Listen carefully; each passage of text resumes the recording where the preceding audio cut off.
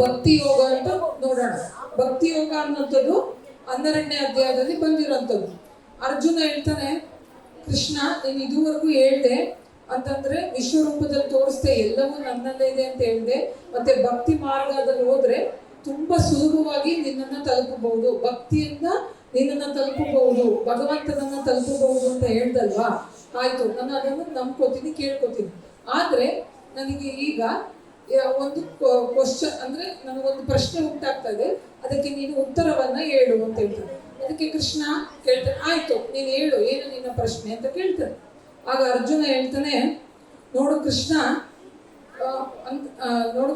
ಈಗ ನಾವು ದೇವರನ್ನ ಪೂಜಿಸ್ತೀವಲ್ವಾ, ದೇವರನ್ನ ಪೂಜೆ ಮಾಡ್ಬೇಕಾದ್ರೆ ಅದರಲ್ಲಿ ನಾವು ರೂಪದಲ್ಲಿರುವಂತ ದೇವರನ್ನ ಅಂತಂದ್ರೆ ರೂಪ ಅಂದ್ರೆ ಏನು, ರೂಪ ಅಂತಂದ್ರೆ ಆಕಾರ ಅಂತಂದ್ರೆ, ಈಗ ನೋಡಿ ಒಂದು ಗಣೇಶ ಅಂತಂದ್ರೆ ನಿಮ್ಗೆ ಕಣ್ಣು ಮುಂದೆ ಒಂದು ಆಕಾರ ಬರುತ್ತಲ್ವಾ, ಅಂದ್ರೆ ಒಂದು ಇಮೇಜ್ ಕಣ್ಣು ಮುಂದೆ ಕಾಣಿಸುತ್ತಲ್ವಾ. ಗಣೇಶ ಅಂದ್ರೆ ಗೊತ್ತಲ್ವಾ? ಅವನಿಗೆ ಸೊಂಟಲಿರುತ್ತೆ, ದೊಡ್ಡ ಹೊಟ್ಟೆ ಇರುತ್ತೆ, ಹಾವನ್ನು ಸುತ್ತಕೊಂಡಿರ್ತಾನೆ, ಕಿವಿಯಲ್ಲಿ ಅಗಲವಾಗಿರುತ್ತೆ, ಕಿರೀಟವನ್ನ ಹಾಕಿರ್ತಾನೆ ಅಂತಂದ್ರೆ ಒಂದು ಗಣೇಶ. ಅಥವಾ ಒಂದು ಪಾರ್ವತಿ, ಶಿವ ಅಂದ್ರೆ ಅವನು ಯಾವ ರೀತಿಯಲ್ಲಿ ಹಾವು ಸುತ್ತಿರುತ್ತೆ, ಚಂದ್ರ ಇರುತ್ತೆ, ಕಿರೀಟಧಾರಿಯಾಗಿರ್ತಾನೆ, ಮತ್ತೆ ಅವನು ಹುಲಿ ಚರ್ಮವನ್ನು ಸುತ್ತಕೊಂಡಿರ್ತಾನೆ, ವಿಭೂತಿಯನ್ನ ಹಾಕೊಂಡಿರ್ತಾನೆ ಅಂತಂದ್ರೆ ಒಂದು ದೇವರು ಅಂತಂದ್ರೆ ಆಕಾರ. ಅಂದ್ರೆ ಒಂದು ದೇವರು ಅಂತಂದ್ರೆ ಆ ಆಕಾರವನ್ನ ನಾವು ನೆನಪಿಸ್ಕೋಬಹುದು. ಆ ರೀತಿಯಾಗಿ ಪೂಜೆಯನ್ನ ಅಂದ್ರೆ ಆಕಾರದಲ್ಲಿರುವಂತಹ ದೇವರನ್ನ ನಾವು ಜ್ಞಾಪಿಸ್ಕೊಂಡು ಪೂಜೆ ಮಾಡಿದ್ರೆ ಅದು ಶ್ರೇಷ್ಠನ, ಅಥವಾ ನಿರಾಕಾರ ಅಂದ್ರೆ ಆಕಾರನೇ ಇಲ್ಲ.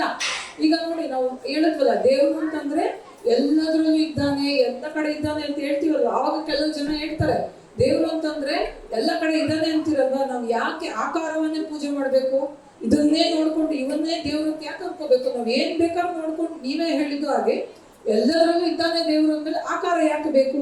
ನಾವು ಅದೇ ರೀತಿಯಾಗಿ ಪೂಜೆ ಮಾಡ್ತೀವಿ ನಾವು. ಅಂದ್ರೆ ಒಂದು ಖಾಲಿ ಜಾಗ, ಒಂದು ಸ್ಪೇಸ್, ಯಾವ್ದನ್ನಾದ್ರೂ ಒಂದು ಶಕ್ತಿ ಅಂತ ಊಹಿಸ್ಕೊಂಡು ನಾವು ಪೂಜೆ ಮಾಡ್ತೀವಲ್ಲ, ಆ ರೀತಿಯಾಗಿ ಪೂಜೆ ಮಾಡೋದು ಶ್ರೇಷ್ಠವಾ, ಅಥವಾ ಆಕಾರ ರೂಪದಲ್ಲಿ ಅಂದ್ರೆ ಒಂದು ರೂಪದಲ್ಲಿ ದೇವರನ್ನ ನೆನಪಿಸ್ಕೊಂಡು ಮನಸ್ಸಿನಲ್ಲಿ ನೆನಪಿಸ್ಕೊಂಡು ಮಾಡುವಂತ ಪೂಜೆ ಶ್ರೇಷ್ಠವಾ ಅಂತ ಅರ್ಜುನ ಕೇಳ್ತಾನೆ. ಅದಕ್ಕೆ ಕೃಷ್ಣ ಹೇಳ್ತಾನೆ, ಎರಡು ರೂಪದಲ್ಲೂ ಸಹ ಒಳ್ಳೇದೆ ಅಂತಂದ್ರೆ ಯಾವುದು? ಈಗ ರೂಪದಲ್ಲಿ ಅಂದ್ರೆ ಆಕಾರದಲ್ಲಿ ನನ್ನನ್ನು ನೆನಪಿಸ್ಕೊಂಡು ನೀವು ಮಾಡುವ ಪೂಜೆಯೂ ಒಳ್ಳೆಯದೇ, ನಿರಾಕಾರವಾಗಿ ನೀನು ಯೋಚನೆಯನ್ನ ಮಾಡಿಕೊಂಡು ಭಗವಂತನಲ್ಲಿ ಪ್ರಾರ್ಥಿಸೋದು ಒಳ್ಳೆಯದೇ. ಆದರೆ ಒಂದು ವಿಷಯ ನೆನ್ಪಿಟ್ಕೋಬೇಕು ಅರ್ಜುನ, ಏನಂತಂದ್ರೆ ಸಾಮಾನ್ಯ ಮನುಷ್ಯನಾದವನಿಗೆ ರೂಪದಲ್ಲಿ ಅಂದ್ರೆ ಆಕಾರದಲ್ಲಿ ನೆನಪಿಸ್ಕೊಂಡು ಭಗವಂತನನ್ನ ಪ್ರಾರ್ಥಿಸಿದ್ರೆ ಅದು ಅತ್ಯಂತ ಸುಲಭವಾಗಿ ಗೊತ್ತಾಗುತ್ತೆ. ಮತ್ತೆ ಅದರಿಂದ ಭಗವಂತನನ್ನ ವಹಿಸ್ಕೋಬಹುದು ಸುಲಭವಾದ ರೀತಿಯದು. ಯಾಕಂದ್ರೆ ನೀವು ನೋಡಿ, ಒಂದು ಶಿವ ಅಂತ ತಕ್ಷಣ ಬರ್ತಾನೆ, ನೀವು ದೇವರನ್ನ ಯಾವುದೇ ಆಕಾರ ಇಲ್ಲ, ಏನಿಲ್ಲ, ನೀವು ಅದನ್ನ ನೆನಪಿಸ್ಕೊಳ್ಳಿ ಅಂದ್ರೆ ನಿಮ್ಗೆ ಬೇಗ ಗೊತ್ತಾಗ್ತದ?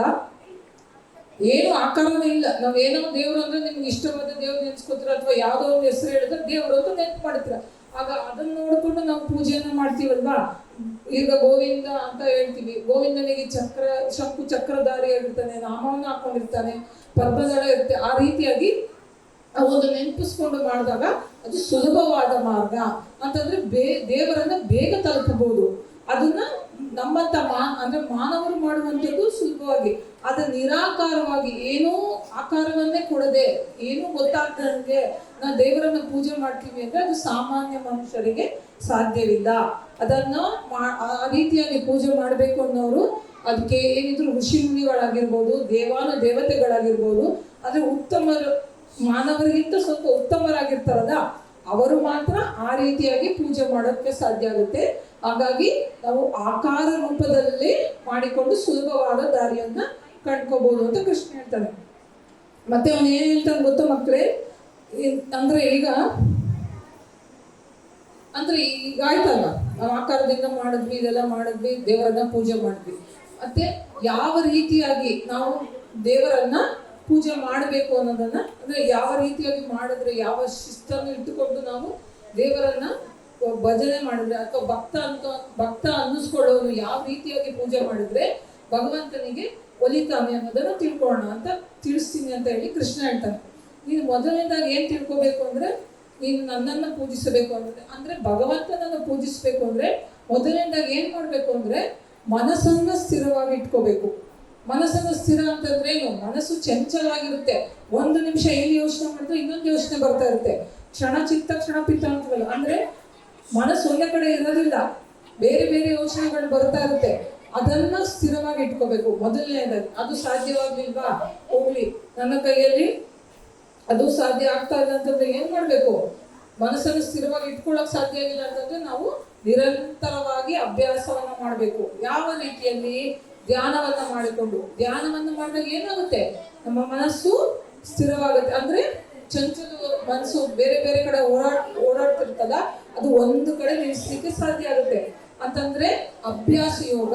ಮೊದಲನೇದಾಗಿ ಸ್ಥಿರವಾಗಿ ಇಟ್ಕೋಬೇಕು ಮನಸ್ಸು. ಸಾಧ್ಯ ಆಗ್ಲಿಲ್ಲ ಅಂದ್ರೆ ಅಭ್ಯಾಸವನ್ನ ಮಾಡಿಕೊಂಡು ಸ್ಥಿರವಾಗುವಂತ ರೀತಿಯಲ್ಲಿ ಮಾಡಬೇಕು. ಅದು ಸಾಧ್ಯವಾಗ್ಲಿಲ್ಲ ಅಂತಂದ್ರೆ ನಾವು ಮಾಡುವ ಕೆಲಸದಲ್ಲಿ, ಅಂದ್ರೆ ನಾವು ಯಾವ ಕೆಲಸವನ್ನ ಕಾರ್ಯವನ್ನ ಮಾಡ್ತೀವೋ ಆ ಕೆಲಸದಲ್ಲಿ ಭಗವಂತನನ್ನು ನೋಡಿಕೊಂಡು ಭಗವಂತನನ್ನು ಪೂಜೆ ಮಾಡಬೇಕು. ಅದೂ ಸಾಧ್ಯವಾಗ್ಲಿಲ್ವಾ? ನಮ್ಮ ಕೈಯಲ್ಲಿ ಕೆಲಸದಲ್ಲೂ ಮಾಡ್ಲಿಕ್ಕೆ ನಾನು ಭಗವಂತ ನೆನ್ಸ್ಕೊಳ್ಳಿಲ್ಲ, ನಾನೇನೋ ಅತ್ಯಂತ ತುಂಬಾ ಬೇರೆ ಗಮನದಲ್ಲಿ ಇದ್ದೆ ಅಂದ್ರೆ ಅದೂ ಸಾಧ್ಯವಾಗ್ಲಿಲ್ವಾ? ಹೋಗ್ಲಿ, ಫಲವನ್ನ ತ್ಯಾಗ ಮಾಡಬೇಕು. ಫಲವನ್ನ ತ್ಯಾಗ ಅಂತಂದ್ರೆ ನಾವು ಮಾಡುವ ಕೆಲಸದಲ್ಲಿ ಫಲವನ್ನ ಅಪೇಕ್ಷೆ ಇಟ್ಕೋಬಾರ್ದು, ಫಲದ ಅಪೇಕ್ಷೆ ಇಟ್ಕೋಬಾರ್ದು. ಅಂತಂದ್ರೆ ನಮ್ಗೆ ಇದು ಒಳ್ಳೇದಾಗುತ್ತೆ ಅಥವಾ ಏನ್ ಪ್ರಯೋಜನ ಇದೆಯಾ, ಪ್ರಾಫಿಟ್ ಇದೆಯಾ ಅಂತ ಹೇಳಿ ಅದನ್ನ ಯೋಚನೆ ಮಾಡಬಾರ್ದು. ಫಲವನ್ನ ತ್ಯಾಗ ಮಾಡಬೇಕು.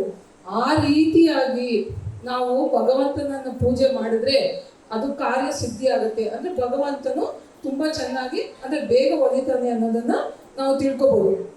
ಮತ್ತೆ ಇಲ್ಲಿ ಕೃಷ್ಣ ಭಕ್ತನ ಬಗ್ಗೆ ಹೇಳ್ತಾರೆ. ಅಂದ್ರೆ ಭಕ್ತ ಅಂತಂದ್ರೆ ಯಾರು, ಅವನ ಸ್ವಭಾವ, ಭಕ್ತನ ಸ್ವಭಾವ ಅಂದ್ರೆ ಯಾವ ರೀತಿಯಲ್ಲಿ ಇರುತ್ತೆ ಅನ್ನೋದನ್ನ ಇಲ್ಲಿ ಎಕ್ಸ್ಪ್ಲೇನ್ ಮಾಡ್ತಾನೆ. ಅಂದ್ರೆ ಭಕ್ತ ಅಂದ್ರೆ ಯಾರು ಇರ್ತಾನೆ, ಅವನು ಯಾವ ರೀತಿಯಾಗಿ ಇರ್ತಾನೆ? ಶಾಂತ ಸ್ವಭಾವವಾಗಿರ್ತಾನೆ. ಅವನು ಕಿರ್ಚೋದು, ಕೂಗಾಡೋದು, ಕೋಪಗೊಳ್ಳೋದು, ದ್ವೇಷ ಮಾಡೋದು, ಅಹಂಕಾರದಿಂದ ಇರೋದು, ಮತ್ತೆ ಹೊಟ್ಟೆ ಕಿಚ್ಚಿನಿಂದ ಇರೋದು ಆ ರೀತಿಯಾಗಿ ಮಾಡೋದಿಲ್ಲ. ಭಕ್ತನಾದವನು ಅವನು ಶಾಂತ ಸ್ವರೂಪವಾಗಿರ್ತಾನೆ ಮತ್ತು ಎಲ್ಲವನ್ನು ಸಮಾನವಾಗಿ ಸ್ವೀಕರಿಸ್ತಾನೆ. ಎಲ್ಲರಿಗೂ ಉಪಕಾರವನ್ನ ಮಾಡ್ತಾನೆ. ಮತ್ತೆ ಅವನು ಸುಖ ದುಃಖಗಳನ್ನು ಒಂದೇ ಸಮನಾಗಿ ತಗೋತಾನೆ. ಸುಖ ಬಂದಾಗ ಹಿಗ್ಗೋದು, ದುಃಖ ಬಂದಾಗ ಕುಗ್ಗೋದು ಆ ರೀತಿಯಾಗಿ ಮಾಡಲ್ಲ ಭಕ್ತ. ಮತ್ತೆ ಅವನು ಹೊರಗಿನ ಆಚರಣೆಗಿಂತ, ಅಂದ್ರೆ ಹೊರಗೆ ಕೂತ್ಕೊಂಡು ದೇವರನ್ನು ಪೂಜೆ ಮಾಡಿ ಆಚರಣೆ ಮಾಡೋದಕ್ಕಿಂತ ತನ್ನ ಅಂತರಂಗದಲ್ಲಿರುವ ಆತ್ಮ ಅಂತ ಅಂತರಂಗದಲ್ಲಿರುವ ದೇವರ ಬಗ್ಗೆ ಅವನಿಗೆ ನಿಜವಾದ ಆಸಕ್ತಿ ಇರುತ್ತೆ ಮತ್ತು ಅದರಲ್ಲಿ ಕುಳಿತುಕೊಂಡು ಅವನು ಪೂಜೆಯನ್ನ ಮಾಡ್ತಾನೆ. ಅದು ತುಂಬಾ ಶ್ರೇಷ್ಠವಾದದ್ದು. ಅದು ಅವನನ್ನೇ ಭಕ್ತ ಅಂತ ಕರೆಯೋದು. ಹಾಗಾಗಿ ಯಾರು ಈ ಗುಣಗಳನ್ನ ಅನುಸರಿಸುತ್ತಾರೆ ಅಂತಂದ್ರೆ ಹೇಳಿದ್ನಲ್ಲ, ಈಗ ನಿರಾಕಾರವಾಗಿರುವಂಥದ್ದನ್ನ ಆಕಾರ ರೂಪದಲ್ಲಿ ಮಾಡಬೇಕು, ಮತ್ತೆ ಸುಖ ದುಃಖಗಳನ್ನು ಸಮಾನವಾಗಿ ಮಾಡಬೇಕು, ದ್ವೇಷಗಳನ್ನು ಇಟ್ಕೋಬಾರ್ದು, ಅಹಂಕಾರ ಇರಬಾರ್ದು, ಸಹಾಯ ಮಾಡಬೇಕು. ಆ ರೀತಿಯಾಗಿ ಮಾಡುವಂತವನ್ನ ಭಕ್ತ ಅಂತ ಕರೀತಾರೆ ಅಂತ ಕೃಷ್ಣ ಇಲ್ಲಿ ವಿವರಿಸಿರುವಂಥದ್ದು. ಇದು 12ನೇ ಅಧ್ಯಾಯದಲ್ಲಿ ಭಕ್ತಿ ಯೋಗದಲ್ಲಿ ತಿಳ್ಕೊಂಡ್ವಿ.